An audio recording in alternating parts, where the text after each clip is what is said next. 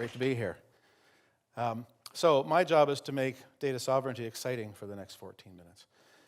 So try to have a little bit of humor in this too. So first of all, I think it's important to talk about data sovereignty in the context of, regardless of where you live in the world, you have to think about the data that resides in your country, right?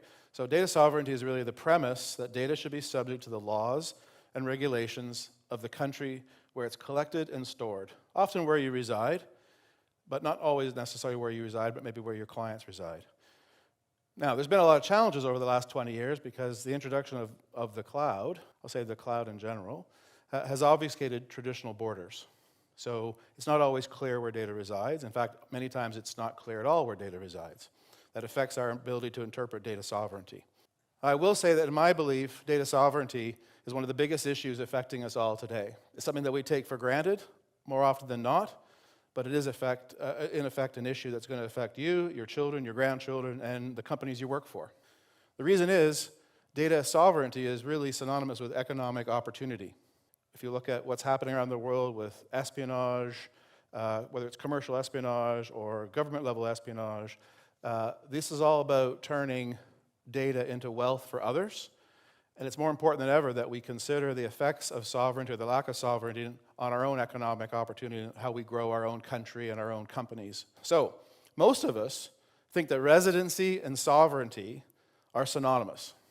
So we'll have to unpack that a little bit. They're not synonymous. So data residency, which we all have heard of, refers to where data is physically stored. So I may have data that's sitting in a server in my office that's clearly in the country I live in. I may have data stored somewhere on a cloud. I'm told it resides in the country I live in, but it may not. Certainly aspects of that data aren't in the same country. Data sovereignty, on the other hand, is really about the laws and regulations that govern that data. So I can have data in my country where I reside, but it could be managed by someone or a group of organizations or a group of people that reside in other countries that may not have access to my actual data, but have access to the infrastructure in which that data resides. That is a sovereignty issue. Yes, it resides in my country, but it actually is accessible by others outside of my country. It is no longer considered sovereign. And you need to understand the difference. We all need to understand the difference because it can be a problem at the worst times. The reason why that's important is, data is really the most valuable resource available on the planet today. If you think about whether it's software that's being developed or patents that are being developed in the pharmaceutical space, just for an example, the 6 largest organizations on the S&P 500 have a combined market capitalization of over $6 trillion. At the same time, those same 6 companies, only 4% of their value is attributed to tangible assets, plants, physical things, right? So that means 96% of the value of that $6 trillion is attributable to an intangible asset, which is typically synonymous with data. The second example that I draw on all the time, unfortunately all the time, is the rise of ransomware or cybersecurity incidents. A week doesn't go by that we don't hear about a company in the media being ransomed, right? Well, these ransoms are tens of millions of dollars, sometimes more than that. Yes, everyone attempts to negotiate it down. Some people refuse to pay it. But the reality is the ransoms are a proxy for what the data is worth. So I think it's pretty straightforward that we believe in ourselves that our data is worth a lot of money, and the criminals, the cyber criminals, believe it's worth a lot of money. So data is really the principal driver of economic growth today. Think about it through 2 lenses. One is a lot of raw research generates tremendous amounts of data, or even advanced research. This data gets converted into innovations, but without the data, we can't innovate. We can't sit in our office every day and imagine something very simple and suddenly, poof, I have the answer. There's always research data. That data is worth money because without it, I couldn't innovate. Now we see the rise of AI, artificial intelligence, and the large volumes of data required to train them. Like we're talking exabytes of data to train these large language models. Well, this data is worth a lot of money because if you don't have the data, I can't train the models, I can't make them smarter, I can't turn them into economic value for my company or for my country. So we have to look at the consequences of insecurity. Unlike tangible assets, it's hard to know when data is stolen. And this is an important fact to think about here. People have used the idea that data is the new oil in the past. We've probably all heard that. If I have a barrel of oil in my garage and someone steals it, I no longer have a barrel of oil, and it's very obvious I don't have a barrel of oil.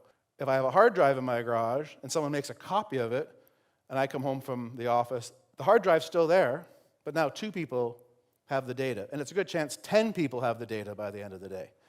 Now, you don't always necessarily experience that immediately, but it may take 3 years for that data to become, may impact you. But the reality is, it's not a tangible asset. You don't know when it's been stolen. Now, there are a number of reasons why we should all care. I'm just going to focus on a few of them. First of all, privacy. Sovereignty has a relationship with privacy because your privacy is driven by the country in which you reside. Not every country has the same privacy laws, the same ability to enforce those privacy laws. And when you assume that sovereignty is in place on your data, but it's actually residing in another country, you've waived the rights to privacy in some respects. Because there are some countries that just don't have laws regarding privacy except for their own citizens, which, by the way, if you live in one country and your data is sitting in another country, you're not subject to their laws. You don't get the advantage of their privacy laws. A second issue is compliance. More and more organizations and industries are forcing organizations and individual contributors to be compliant to something. As simple as coaching a baseball team at an amateur level or running a multinational organization where you're collecting massive amounts of data, you have compliance items to adhere to. If your data isn't trustworthy, you can't necessarily guarantee compliance, and you certainly can't prove that you're compliant. Data security is a broad topic, but in general, if you don't have the strength of the country behind you, it's very hard to enforce data security. You certainly don't have the benefit of the legal courts. And let's face it, most data security breaches start with a criminal act. We don't often think about that, but data loss starts with a criminal act. So if your country can't help protect you and prosecute because the data wasn't sovereign, it wasn't retained sovereignty, that's a pressure point. And then, of course, there's the issue of control. Most people here click on between 1 and 3 acceptance buttons a week because you go to use something on the web or you have to use a new application.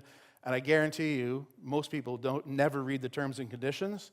I also guarantee you waive the rights to the data at least 50% of the time. That doesn't mean the data you put in to a particular application is being copied and used somewhere else, but it means they own all of the rights to the derivative work and all the metadata and the analysis. So it's a control issue that we lose. As I mentioned earlier, if the country of where the data is resident isn't your country and the sovereignty has been lost, you don't have any legal protection or very little legal protection. Data accessibility becomes a big issue because in some countries where encryption keys are stored, those encryption keys are accessible. And we all think that our data is secured because of our encryption key management. Well, don't believe that to be true. There's also many countries now, a few in particular, that are harvesting data, knowing they can't decrypt it today, but knowing that in 5 years, with the advent of new advances in technology, whether it's quantum computing or whatever, this encryption will be rendered useless. That'll be the time they'll care about the data. And not every piece of data is the same. You don't care about a bank transaction today, or sorry, in 5 years, you care about it today. But there's other data, like health data, I may care about greatly still in 5, 10, 15, 20 years. And then the other big issue really is around foreign surveillance. So you'll notice that in our country, we're seeing more and more first responders wearing body-worn cameras or in-car cameras as part of the evidence collection process now from a policing perspective. That's great because it shortens the time required to really, prosecute a case or, throw a case out. But oftentimes, believe it or not, that data is actually under the control of foreign-operated companies, foreign interests. So imagine the risk of data being accessible to police organizations outside of your country of origin just because the company that provides the services in your country is actually not from your country. There's a lot of issues at play here, but we can't rely on the courts to sort them out. So there's multiple examples.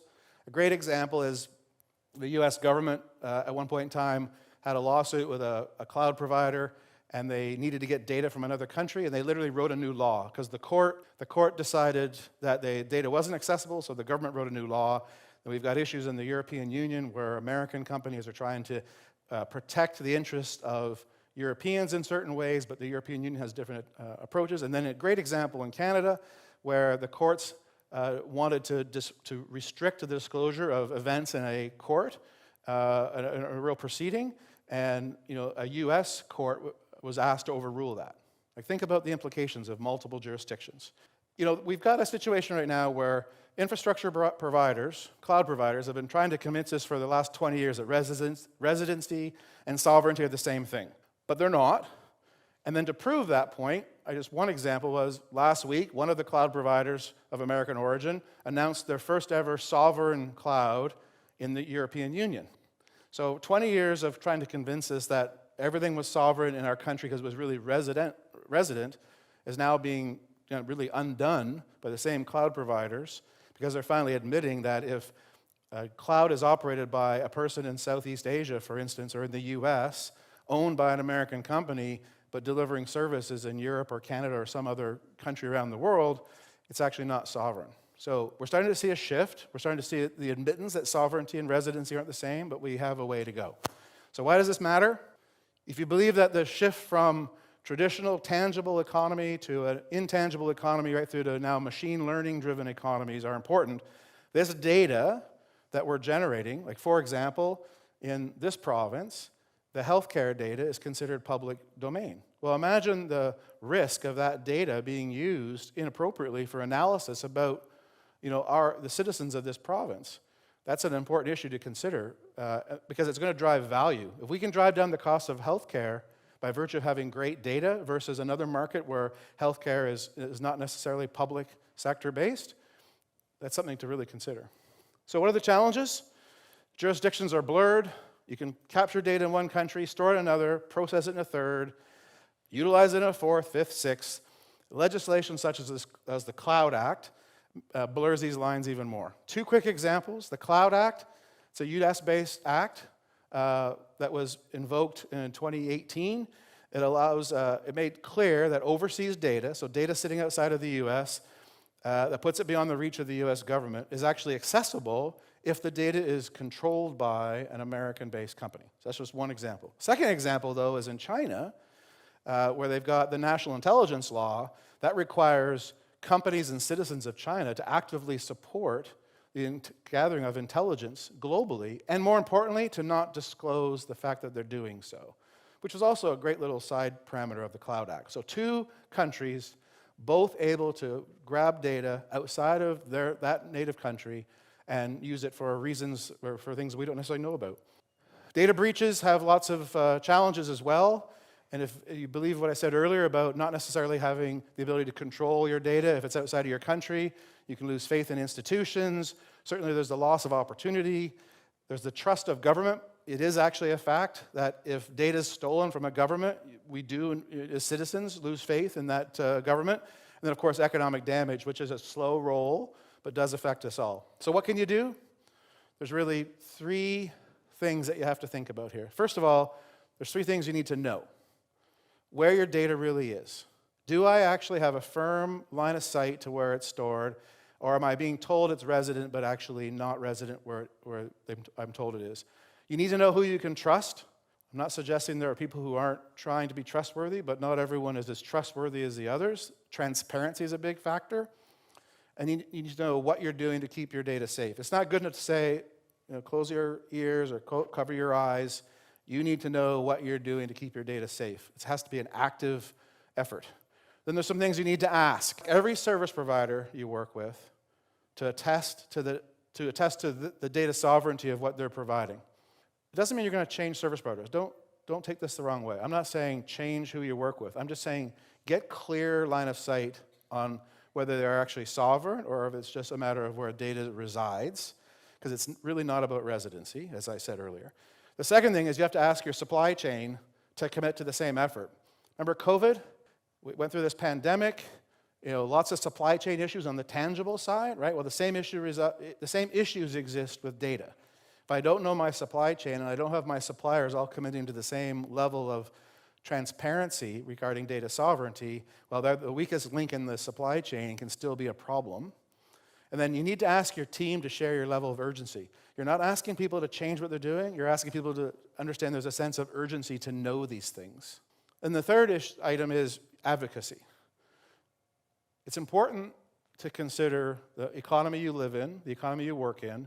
There are sovereign providers globally that do things, that do great work, identify who they are, and work with them. Not exclusively, don't change what you're doing entirely, but understand that there might be some data sets in your business or in your personal life where you actually care about accessibility from foreign governments or foreign threat actors. And then from a business perspective, this is a again, a long effort, but it's important you establish a robust data governance program. Again, you're not going to change things overnight, but you start with a policy, and then you start enforcing the policy across different aspects of your business life or the organization you work for or operate. It becomes a motion, and it becomes a habit, which is really what's important. You need to be comfortable asking people anytime these questions that I talked about earlier. So, kind of in closing, I'll say this. Data sovereignty matters more than ever. It matters because, especially in an economic downturn, organizations from foreign markets, governments from foreign markets, they're all interested in driving economic advantage for themselves. It's natural, it's human nature. We all do it. But sovereignty matters more than ever because of this, because we have to build barriers to economic loss, which is ultimately how we're going to make a great country and grow this great country. And in an age where information's power, it's really about control, right? Control is the key. If you don't have control of the data, or others equally have control of your data, that puts it at risk. Thank you.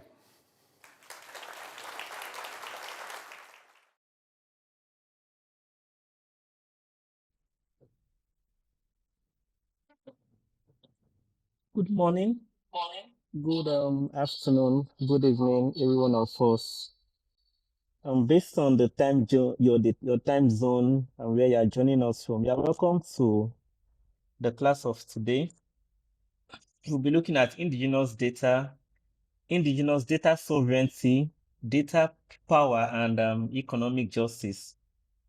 We have already set the tone for today's class with the TEDx talk we have actually listened to. So I welcome every one of us again to this class. And in the next 30 minutes, we would be going through some very, very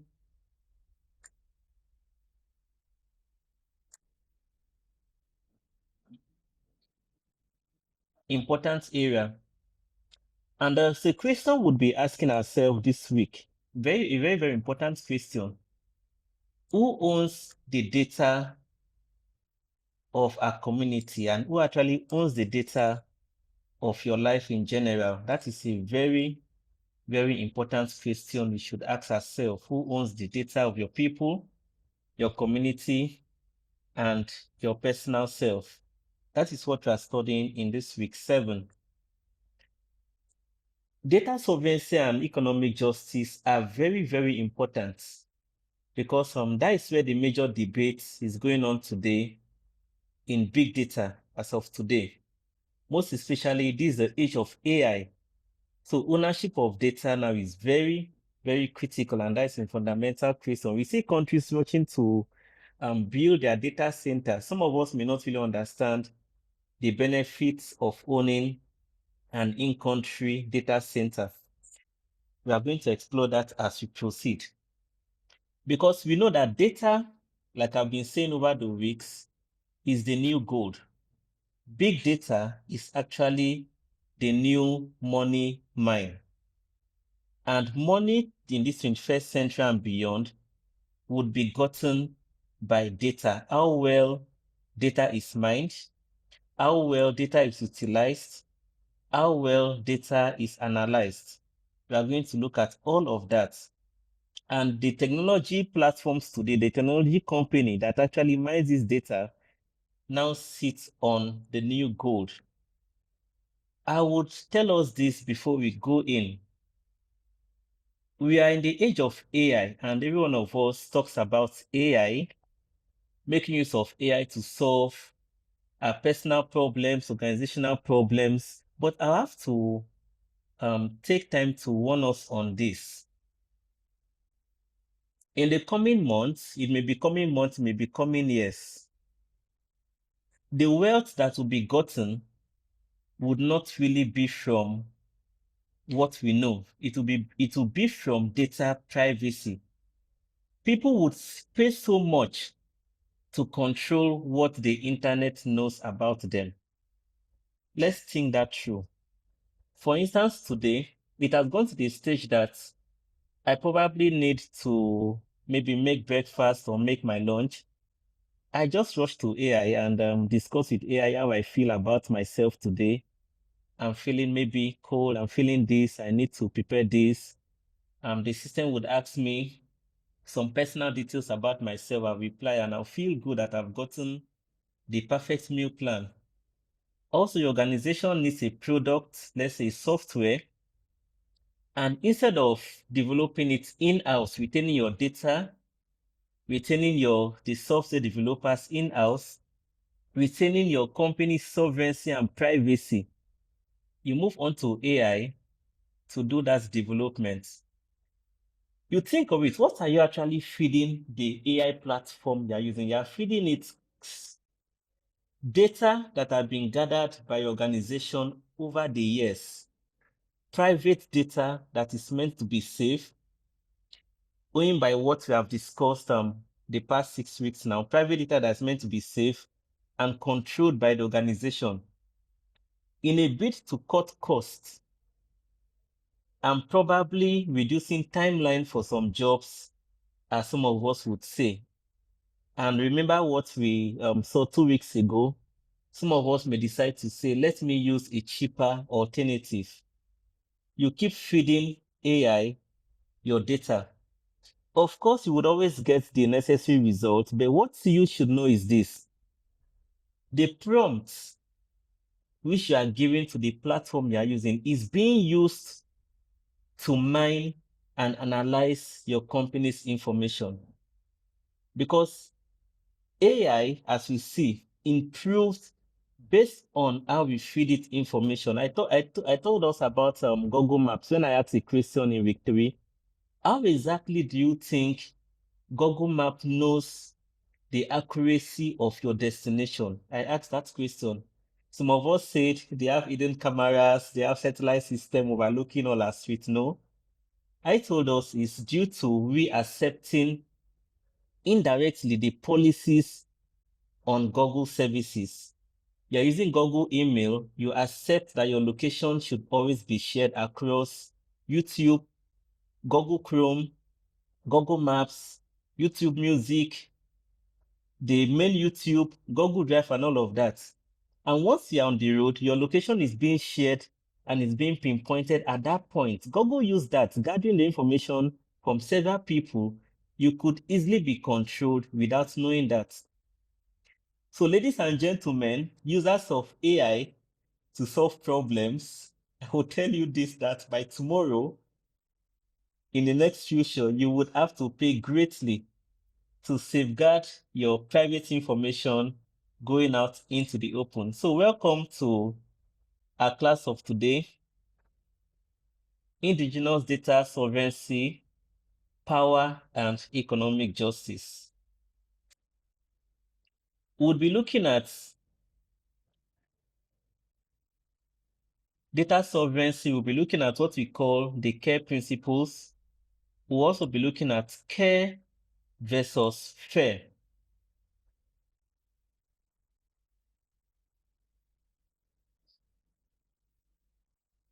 We'll be seeing care versus fair. We'll look at global data equity, data monetization, then power, ownership, and economic justice. We'll end the class with that. And please, as usual, we have a discussional forum, a reflective platform, and the assignments that will need to be submitted next week, 11:59 p.m. of your time. So by the end of this week, we should be able to define what we call indigenous data sovereignty, and we should be able to explain its foundations. We should be able to also apply the 4 care principles to data. We will distinguish between care and fairness and explain why what is generally known as open data, global data, how it harms indigenous communities. We're also going to analyze the concept of colonization of data and how it applies to contemporary data practices. We'll then evaluate data monetization from an ethical standpoint, looking at who actually benefits from data monetization versus who bears the risks. Finally, we are going to look at economic justice demands in the context of data ownership, power, and the digital economy of today. So just as the name implies, data sovereignty simply refers to the rights of indigenous community, local communities and groups to govern how their data is collected, who actually owns their data, how their data is applied, and how their data is used about their locality, and to make sure it is consistent with their values, their customs, and their beliefs. Already before now, it is also known that the colonial governments collected various data of indigenous population. When we say indigenous population, we are referring to countries, communities, and states as per their own local area where they decide. That is what we mean by indigenous population. So data have been collected several times in time past by colonial governments. And the purpose of this data was actually to control the populace, to assimilate and to dispossess them. The data was actually used for their own, against their benefit. It was used against the communities. And this is actually what led to a lot of protests, also led to the agitation for independence. It was all about data and how the data is being used. Data regarding the resources of the communities, data regarding the number of citizens of the communities. It was all about data, data, data. Data translates to wealth. Data translates to money. And in the world of today, that is why tech companies and governments, the research currently ongoing is how data can be extracted and commercialized at global scale. The Facebook, as we know, when you hear Mark Zuckerberg coming up to claim to tell us that Facebook is now being used daily by 2 billion individuals, what you should think about is not really the financial benefit derived from that statement. Whenever you hear such, you should now think about how much data is actually in control of that social media giant. How much of your chat is in control? Some few minutes back, if you were online, Facebook have displayed that they now have what you call an incognito mode, meaning that your chats and your communication with Meta could be done in private. But like we have seen in various weeks, when you hear the word private, how private is private? Private, as defined, is actually as per what the service provider wants you to understand as being private. Such statements will spur the citizens and spur the users of the platform to now feed in more data into those platforms under the guise of being private. But until we go to the T and C, that is the terms and conditions, to now read up how private is private, you will now notice that it actually comes with its disclaimer. Privacy, in the sense that it can't go out of Meta's framework, but it is private to you and private to Facebook. It does not rule out the fact that your data is being assimilated and researched and used without your consent and not for your benefit. In year 2007, the United Nations actually declared and came up with the rights of information to indigenous people, asserting that countries and communities have the right to maintain, control, and protect their data. Now let's look at the CARE. What do we mean by CARE? CARE, A-R-E. That is a global principle for indigenous data governance. From here, we'll look at data centers and why countries are clamoring to own their in-house data centers. And also, I'll use this to explain why organizations actually own their personal data centers, even in the light of what we call cloud. I've explained cloud in several classes. So the CARE principle simply means that data ecosystem should be designed for the collective benefit of the communities where the data is being generated. The benefit of the data collected must flow back to the community and not just to the researchers or organizations. Under the care principle, the indigenous communities and people whom this data is collected from must be able to control how their data is being used. They must be able to decide and have the right to know how their data is being used. So I've been hearing about survey forms all over the past few weeks. When my data is being collected by the survey form, I should be able to exercise authority and decide how my data is being used. There must be a sense of responsibility. The researchers that collect our data, they must have that sense of responsibility to determine how our data is shared. Is our data shared in a transparent way? Is there a genuine way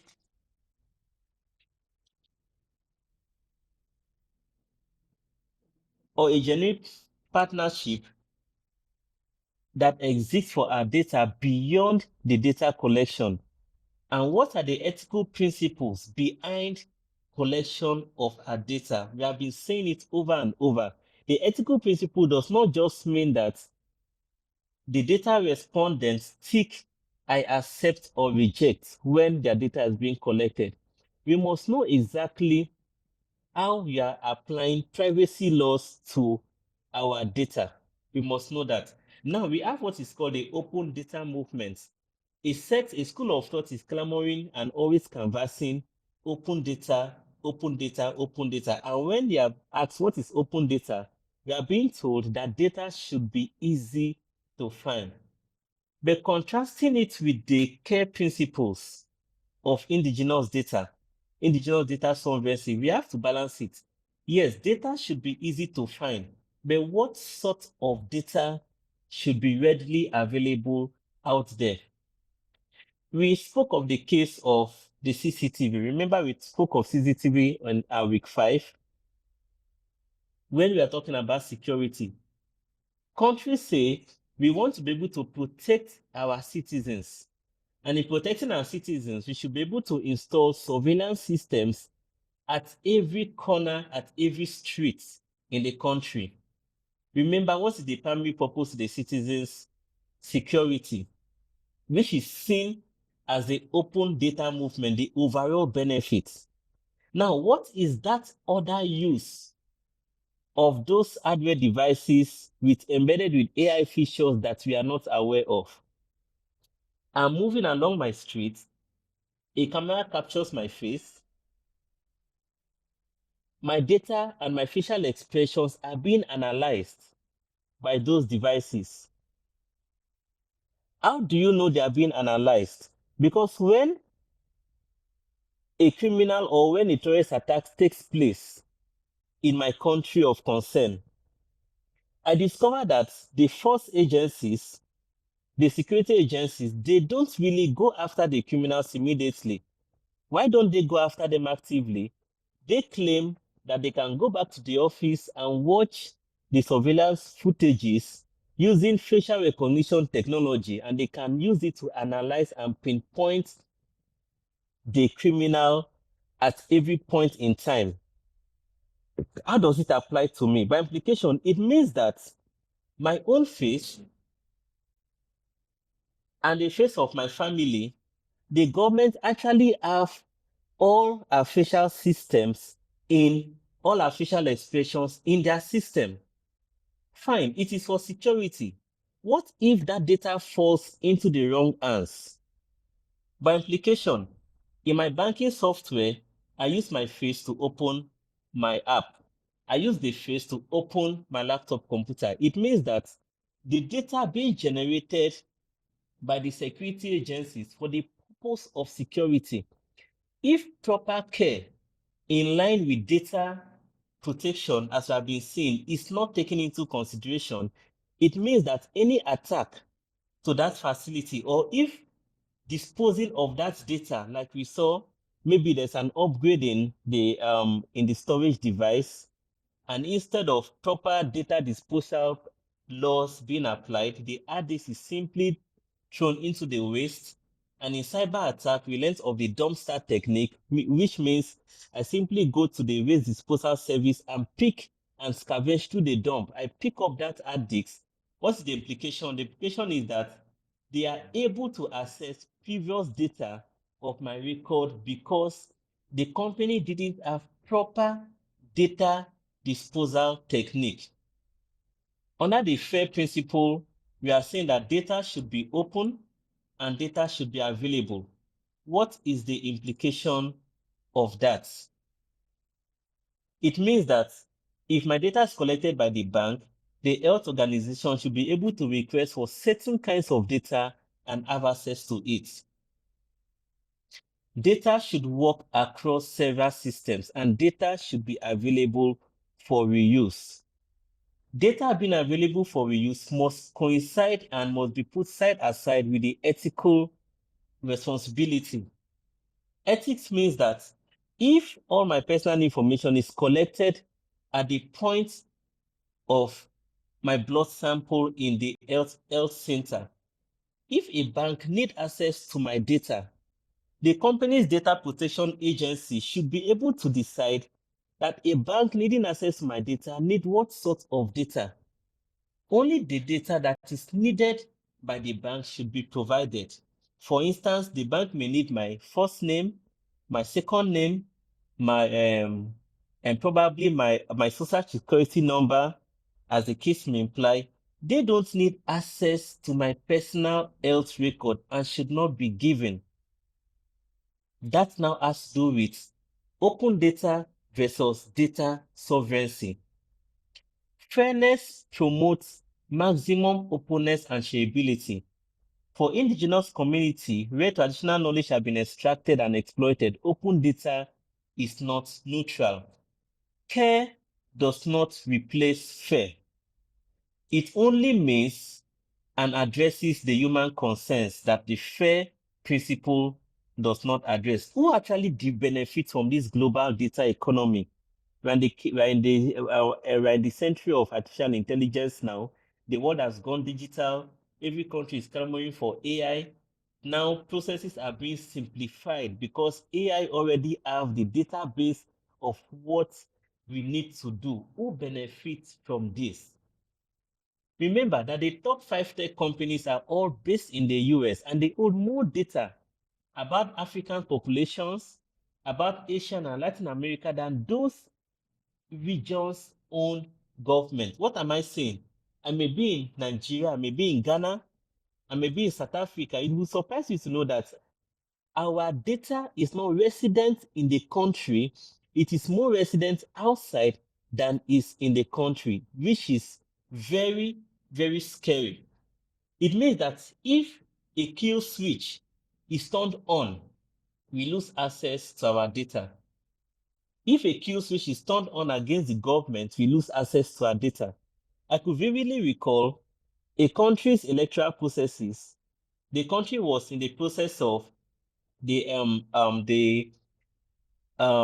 the legal process of analyzing the electoral process. And it was shocking that AWS was required to provide analysis of the data during the election. AWS cited in the US, the country somewhere in Africa. You have no local data, and you are now requesting from AWS to provide access to the data collected and generated during election. That is a very, very serious concern because such data could be analyzed. Such data, the result of the analysis could be sold even without your input. Facebook has what they call the Free Basic Program, which provides free internet in developing countries, but only to Facebook approved apps. We have open internet, open internet. Yeah, Facebook have done that. I've heard about that. But that free internet is only to Facebook approved apps. Users get limited connectivity. In exchange, Facebook gains millions of new data subjects. You see how I put it in there? Facebook don't gain clients. They don't gain customers. What are they gaining? Millions of data subjects. Let's ask ourselves this question. Sometimes you begin to ask yourself, all the popular social media communication tools are actually free to use. We have the Telegram, we have the WhatsApp, we have the Facebook, we have the Instagram, we have the Twitter. There are quite a lot of them. They are free to use. The question is this: how do the tech firms benefit from those data? Immediately, someone may reply that the benefits they get their revenue from advertising. But I will tell you this: the revenue that is gotten from analyzing and mining your data, which is now being used for the various AI products of those firms, is far, far, far more than the revenue gotten from advertising. It's far more than that. Advertising is just a side of it, but data gotten through, the revenue gotten through the data mining that is now being used for the various AI platforms of today, that was the end game. The end game was how much data can we get to train our models. AI models are trained with data, and those models are trained by you and I. The more you correct the AI you are interacting with, you tell the AI, no, this is wrong and this is correct. The more you train the AI, the more the AI gets more knowledgeable from your data input. And you train the AI by feeding it accurate data. The more you wake up in the morning and go to Facebook, and the first thing you are putting on Facebook is, good morning, what's the weather condition of today? From all those data being collected, Facebook will suddenly come up with a feature of weather status across various countries. Why do you think those features would come up? It's coming up from the various inputs that has been given by every one of us who are called data subjects. From our input, their systems get smarter. From our input, more features are being added. From our input, their AI models are being trained and are now resold to us at a monthly or yearly subscription rate, which means that we have contributed actively to training AI models, and it is now brought back to us to pay in the mode of subscription. Who benefited from that? We didn't benefit. We are only used as subjects, and the tech giants and the countries who collect those tax are benefiting. And that is the more reason we should be concerned. How best could my locality, how best could my organization benefit from the data we actually generate? How organizations make money from data, I've explained that already. Direct monetization, selling our raw data to several third parties.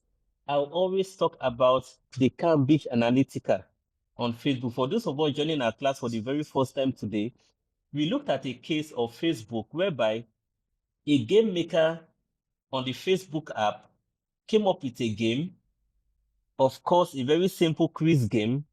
But to partake in that game, you must give your first name, your surname, your locality, your zip code, your city, and your community, your phone number, and your email just to play a game. More data than necessary was required. What were the resultant effects? Cambridge Analytica got those data and sold it to election political actors. Those data was now used for campaign purposes, for the purpose of SMS and emails, and they were eventually sold for that. Our data, raw data, sold to third parties. Behavioral advertising, I've explained that. You type on WhatsApp, typing on WhatsApp, suddenly you go to Instagram and you are seeing a subject of what you type being advertised to you on Instagram. Yet you are being told that your chats are private with end-to-end encryption. Like I would say, it is end-to-end encrypted to the level as defined by the owner of the software and the developer and the company that owns the software. They define the extent of their end-to-end encryption. So when next we hear the word, this has been secured with end-to-end encryption, you should know that it is within the confines of the owner or the developer of the software. Organizations license our data through what we call application programming interface, APIs, from health firms to pharmaceutical firms. They also monetize allocation data to several logistics companies. Data subjects won't really understand what is happening. Our data is also being used to optimize several protections. Now, the question always comes: who owns the data? Who owns the data you help generate? Who owns the data you help to mine? Because I actually generated this data through my own behavior. I generated the data through my own body and my choices. I generated the data via interaction with the AI platform. I was trying to solve a problem. Maybe I'm on ChatGPT. I'm trying to solve a particular problem. ChatGPT gave a wrong answer, and I was able to guide it on the correct path. Now it gave the right information. The next person comes to ChatGPT and asks another question, and it gives it the wrong answer. Who owns the raw data you have fed into that system? Data, once collected, exists independently of you. Because once your data is collected, it is replicated across several servers globally. The organization will always tell you, we built the infrastructure to collect data and to process it. Your data inputted to the system was raw data. We created the value, so we own the data. Then you have to say, no, I generated and I acted as the data subject. I actually own a piece of the income that comes from this data. The community says data was collected from my community, meaning that I own a part of the data. Government will always say, no, we own the data because we are the government, because we are using the data to actually solve the societal problems. Currently, the various data laws in place, they don't actually clarify who owns data. And this always comes up as debate upon debate in every tech talk that comes up today. Let's look at a case study and we watch one or two videos before we go into a in-house discussional time. Our case study today would be on the Ava super tribe and the genetic data. What happened there? In the 1990s, members of this tribe in the state of Arizona, United States, they donated blood samples to the state university researchers. A study was about to go on type 2 diabetics, and respondents were called off to donate blood samples for the purpose of research. This is where it gets tricky. Most times, we always be told the data is being used for a particular purpose. So the respondents were told that the data would be used strictly for the purpose of diabetics research. Now, the researchers knew that it would be difficult to obtain blood sample from the same respondents for other types of research.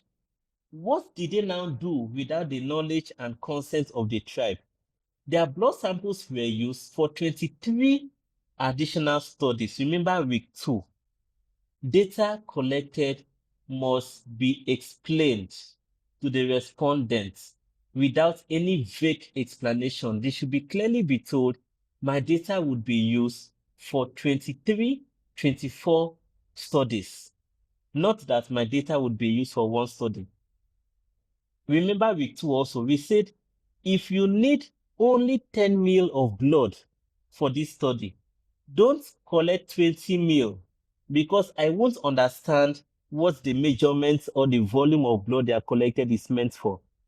You deceived me that you needed 20 ml per individual because that is needed for the study, not knowing that you actually needed 5 ml of blood and the other 15 ml is for several other studies. So researches were done on schizophrenia, inbreeding, and several theories around the tribe's origin.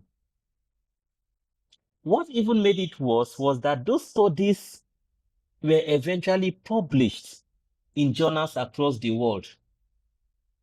And that offended the community.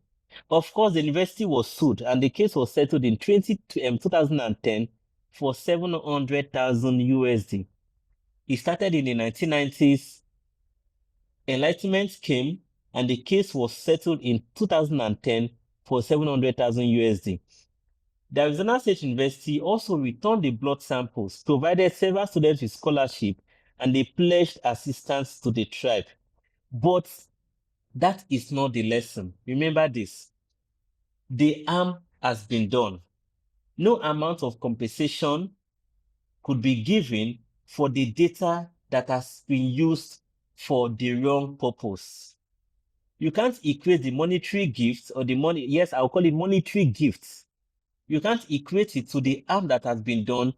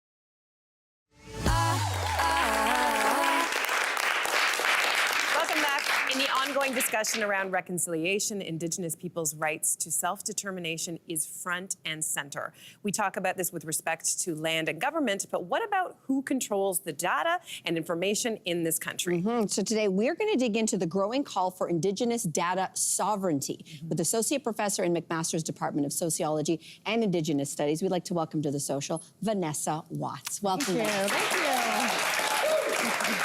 Okay, so someone's just tuned in and they're like, Right. what does Indigenous data sovereignty even mean? Right. What does that mean? Yeah, I think a good kind of place to start is the First Nations Information Governance Center. It describes 4 principles, and it's ownership, control, access, and possession. So Indigenous peoples and communities have the right to be self-determining about their data, how data is collected about Indigenous peoples, and how we as Indigenous peoples are able to respond to trends within those data. And so it's really important to kind of have self-determination around this because there are policies created at the provincial and federal level that impact us and our communities. So we need to be able to be a part of that discussion at the table, even leading the discussion. Okay, so break down what kind of data we're talking about here. So it's similar to even census data. When you answer the census household survey, it could be data about your income, it could be data about education or employment, and those same demographics are important for First Nations, Métis, and Inuit people to have about themselves, those trends, but it's also things like intellectual property, Indigenous knowledge system. So how we think about the world, how we interpret phenomena happening in the worlds around us, that's a big part of data. Yeah. Okay, so can you give us an example? If Indigenous peoples lose control of data and information about them, what's an example and how does that roll out? So, I mean, there's the presence of data and the absence of data. And so an example of an absence of data for Indigenous peoples, there hasn't been a lot of work done on health data for Indigenous communities. We know health disparities exist. We know there are inequities. There hasn't been enough information collected about those trends within our communities. And so Indigenous peoples are now taking the lead on collecting data about our communities, how to respond to them. And then there's the presence of data. We know, for example, that First Nations youth on reserve, they have lower graduation rates from high school. But what most Canadians don't know is that education funding has been chronically funded for decades and decades within Canada. It's been lifted in recent years under the Trudeau government, but it has really been building for decades, meaning that First Nations funding on reserve has been chronically low compared to public schools or provincial schools. So understanding the context around data and how it's presented is also really crucial. So what does Indigenous data sovereignty look like in practical terms today? So in practical terms, so as a researcher, I collect data, I look at data. That means that when working with Indigenous communities, we want them to be partners in collecting that information, that they're co-developing questions that are important and relevant and prioritized within their communities, that we're responding to ethical protocols within Indigenous communities. So governments and researchers are increasingly being responsive in this way. But I would say there's still a really large gap in terms of Indigenous peoples being at the table and being able to respond to, again, these trends that we're seeing within societies. So you're a professor, you're a researcher. So how is this issue affecting your work? So currently I'm working with a team of researchers and Indigenous organizations on the tuberculosis epidemic that happened in the 50s and 60s and actually still really high rates now in Indigenous communities, especially in Inuit communities. And the organizations we work with are really interested in looking at, for example, medical records, archival information that are housed within different hospitals in Hamilton, in different universities. And so right now, those records are mostly restricted, and we want to think about how can we repatriate those records, which are data, and how do Indigenous communities want to be able to access those and call them their own and kind of know what the history was at the time during the 50s and 60s. Absolutely. Okay, so from what I understand, this is urgent work, partially because many of these archives, these countries' archives, are expiring soon. What does that mean? And like to unpack a little bit about that. Yeah, I think that's part of a regulatory process for different ministries in Canada is they purge records every 50 to 70 years. It's just kind of part of a process where records get purged. But when we're in a truth and reconciliation era, losing records is a really big deal, right? Because we're still unpacking the history of what's happened here within Canada. And we're also dealing with attention around people who are aging and want to be able to see records about themselves or their families while they're still here. So it's quite urgent. You say that this issue is not only affecting Indigenous people, but in fact, all Canadians right across the country. How would we all benefit with Indigenous data sovereignty? Well, I mean, if we were to talk about climate justice, for example, Indigenous peoples are experts about the land, the rivers, the sea, the sky. We know our territories. And in this time of great change and shift that's happening, our knowledge systems, which is our intellectual property, our data, is really essential to help change things and shift things back. And that's not only going to benefit us, but certainly people who live within our territories, absolutely. So how do you see this conversation fitting into the larger conversation around reconciliation? Reconciliation is still being talked about 10 years later since the TRC was released, which is, I think, really exciting. But we're still trying to unpack truth. And data is a way to find out what the truth is. So accessing data and being able to respond to data means that we're able to know and respond to the truth. And that's going to take a bit longer, but it's here and it's happening, and we need to be at the table for it. Yeah, records matter, and having your hands on those records matter. Absolutely. Vanessa, what a fascinating discussion. We really appreciate you being here. Thank you so much. Thank you. Wow. Hey, you, come a bit closer. We've got so many more must-see interviews